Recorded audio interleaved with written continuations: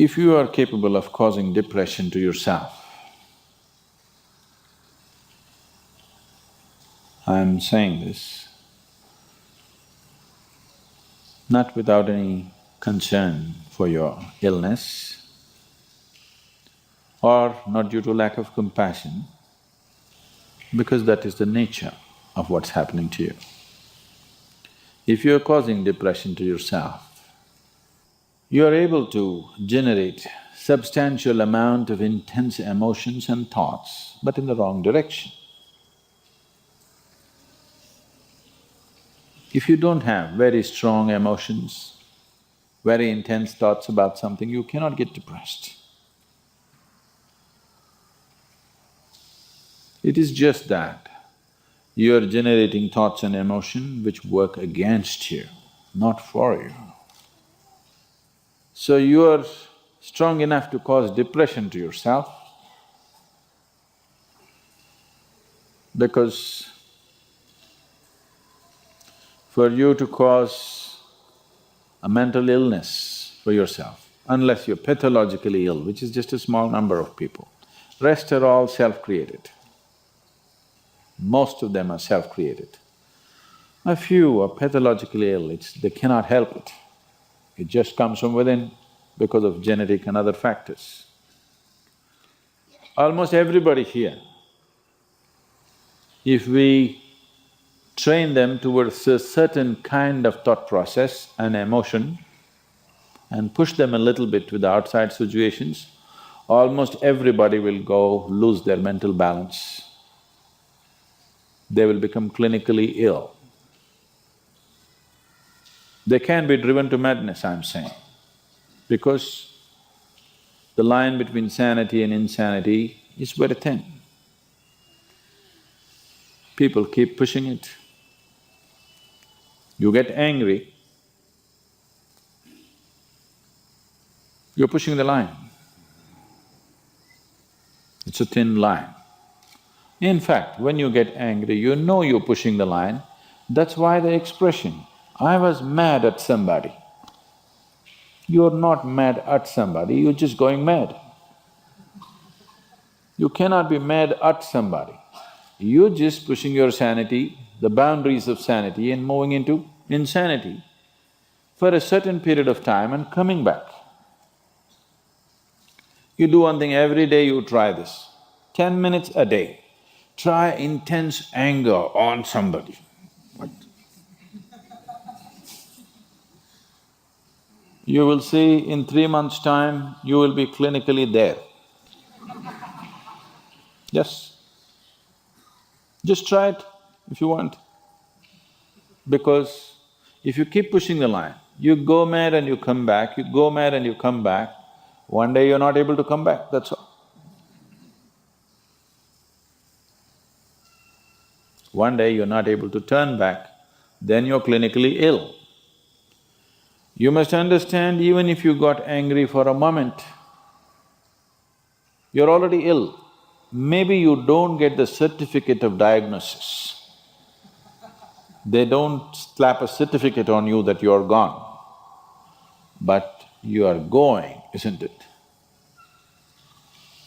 You think it's your right to throw tantrums, you think it's your right to get angry with people, you think it's your privilege to be depressed so that you'll get attention from somebody. You keep playing this, one day you will not be able to turn back. Keep crossing the line every day, one day you will see you cannot cross back. That day, you need a doctor. Till then,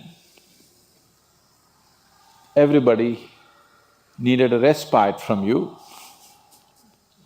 but the day you can't cross back, they get the respite because now they can catch you and give you to a doctor. Otherwise, you're temporarily going mad every day, many times a day. They cannot even send you to an asylum, they have to bear with you, your family, your friends, your people around you. If you get at least truly clinically ill, we can hand you over.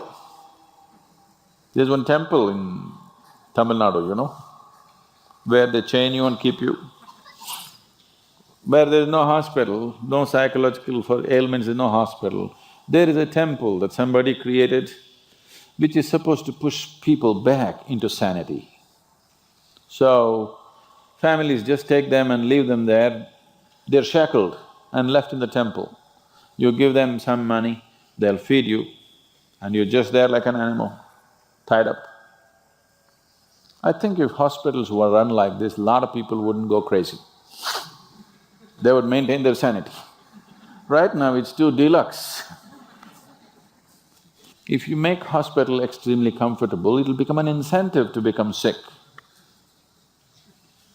And you have incentives in your life to become ill, right from your childhood. You got the maximum attention only when you fell ill. When you're happy, they screamed at you. When you squealed in joy, they screamed back at you, adults. You're… then boo-boo, boo-boo, boo-boo, boo-boo.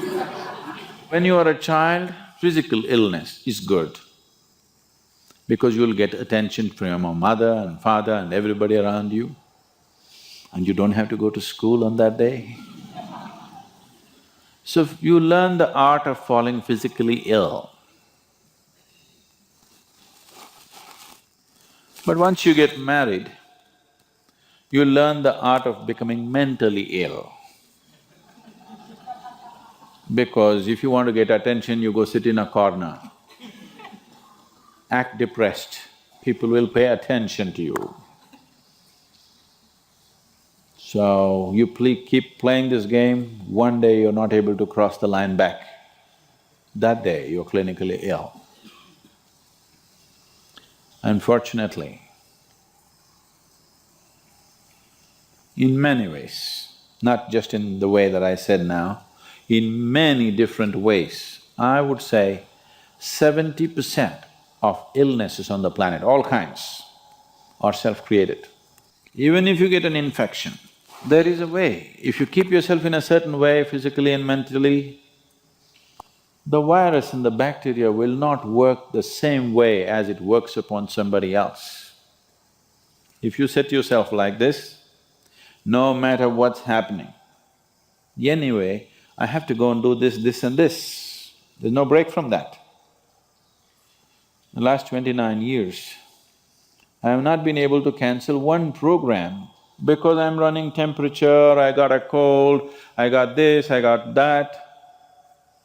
It doesn't matter what's happening, what you have to do, you anyway have to do. You can't turn back on that.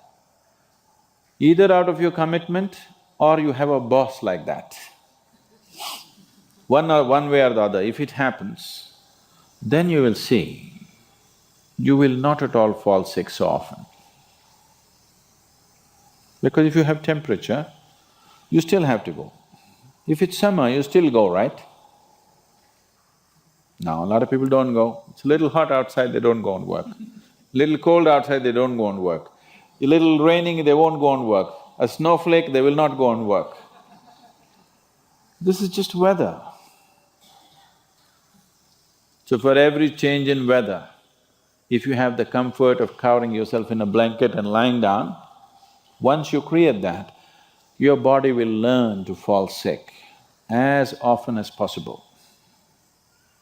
If you just keep it this way, it doesn't matter what it is, anyway I have to go and do what I have to do, you will see your body will just bounce back as quickly as possible, even if it gets the worst kind of infections. So, you just have to set the necessary conditions for health, necessary incentives for health, both for yourself and your children if you have them. Do not set incentives for sickness. The child is sick, observe him from a distance, never go cuddling. He knows that's the worst time of his life and he knows he has to get well soon. And give him the best attention when he is joyful. You will see he naturally learns from within.